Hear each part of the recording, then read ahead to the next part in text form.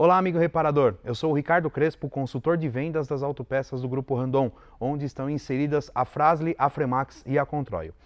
Nesta videoaula, iremos aprender um pouco mais sobre os 5 principais tipos de ruídos presentes no nosso dia a dia.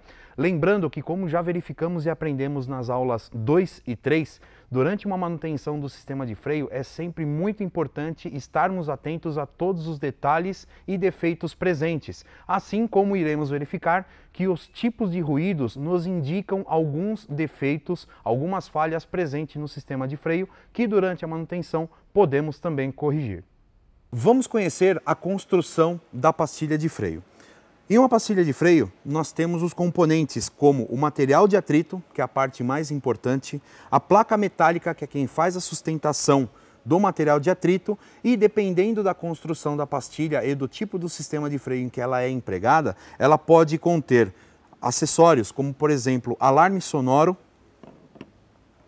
molas de fixação da pastilha no caliper, plaqueta anti-ruído.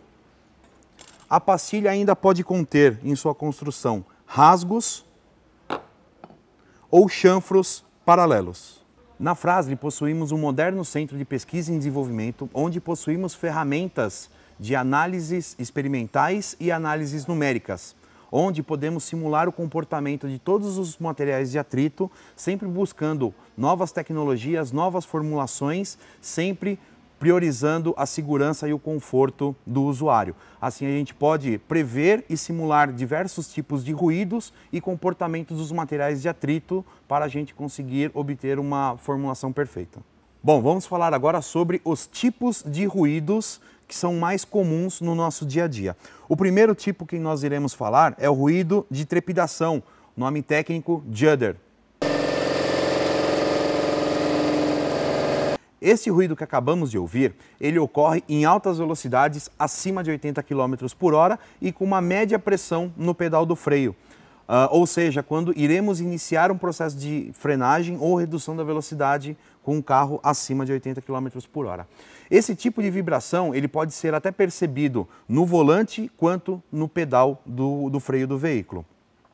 E geralmente a origem desse ruído ele pode ser causado pela espessura fina do disco, ou seja, a falta de material por excesso de desgaste, assim como o batimento elevado entre o cubo e o disco de freio. O segundo tipo de ruído mais comum é o ruído de baixa velocidade. O nome técnico dele, creep groan.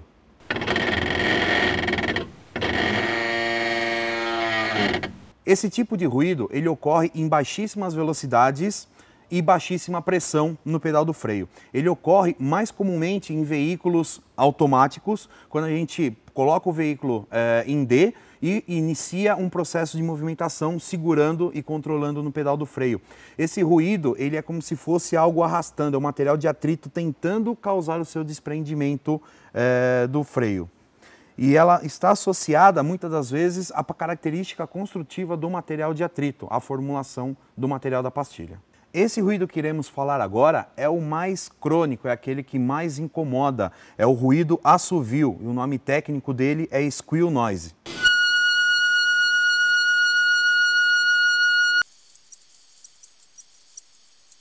Esse ruído ele ocorre geralmente em baixa velocidade, de 0 a 10 km por hora, e numa média pressão do acionamento do freio, ou seja, naquela condição já do início para o final da parada, onde a gente está reduzindo a velocidade do carro até o final da parada dela. Geralmente esse ruído ele tem diversas causas, desde o tipo construtivo do sistema de freio, que ele pode possibilitar a vibração irregular da pastilha por conta de folgas e desgaste, assim também como espessura mínima do disco acentuada, a pastilha que sofreu um superaquecimento e causou espelhamento de sua superfície, e também um fator que acaba ajudando no surgimento desse ruído por conta da sobrecarga do freio dianteiro é em veículos equipados com freio traseiro a tambor, a falta da regulagem desse sistema. Este ruído do tipo assovio que acabamos de ouvir, algumas vezes ele acaba aparecendo ao longo da vida útil das pastilhas, em funções das modificações da superfície ao qual o veículo trafega e sujeito ao desgaste e aos efeitos da temperatura no material de atrito. Neste gráfico, nós temos a evolução do ruído após uma sequência de frenagens, que existe uma norma para este tipo de surgimento de ruído. Então, nós conseguimos compreender, em função da temperatura e do número de frenagens, quantas vezes esse ruído vai acontecer. Este ruído que iremos falar agora é um ruído de batida, é o famoso claque, só que quando o pedal de freio está acionado.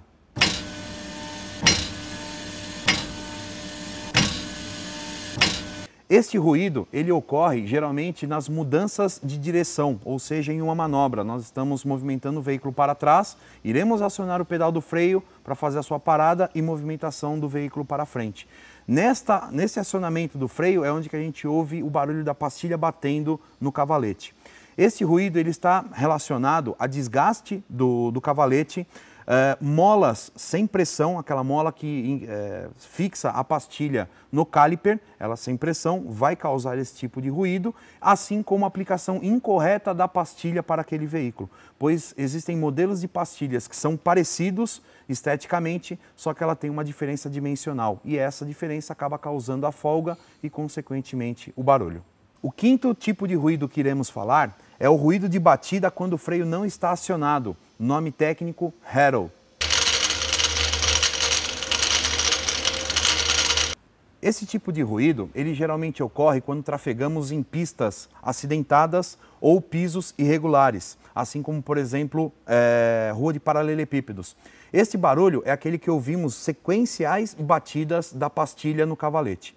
Este tipo de ruído, ele pode ter causas parecidas com o anterior e ele vai ocorrer sem o acionamento do pedal do freio, ou seja, somente com o movimento da pastilha no cavalete. Então, folgas no cavalete, molas com pressão baixa ou aplicações incorretas da pastilha vão causar esse tipo de ruído. Para uma boa manutenção, é importante inicialmente realizarmos um diagnóstico completo dos componentes do sistema de freio.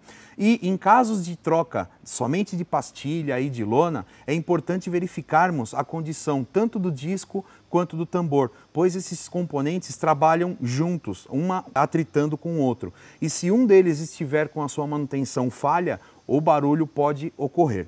Por exemplo, aquele ruído que mais incomoda nossos clientes é aquele assovio, é o chiado da pastilha. Muitas vezes está associado à simples troca de pastilha, onde é colocada a pastilha nova em cima do disco velho, usado.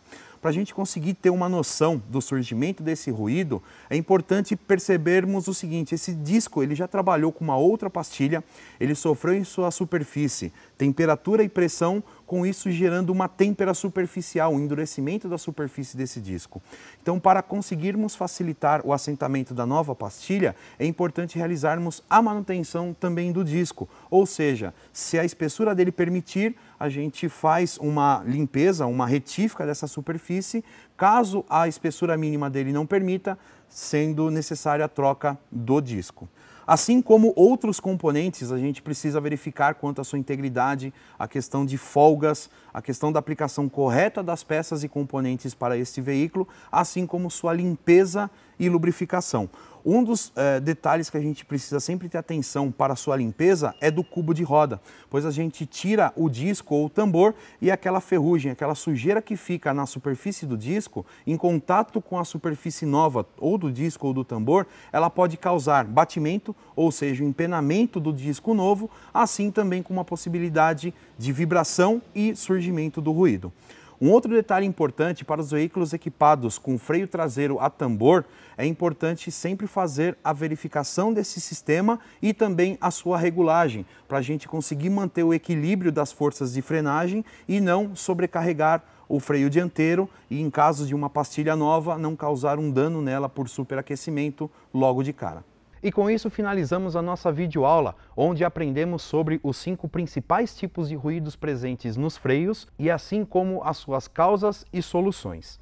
Lembrando sempre que a dupla de freio Frasle e Fremax está em constante desenvolvimento para reduzir os índices de ruído, assim como garantir uma perfeita performance durante a frenagem.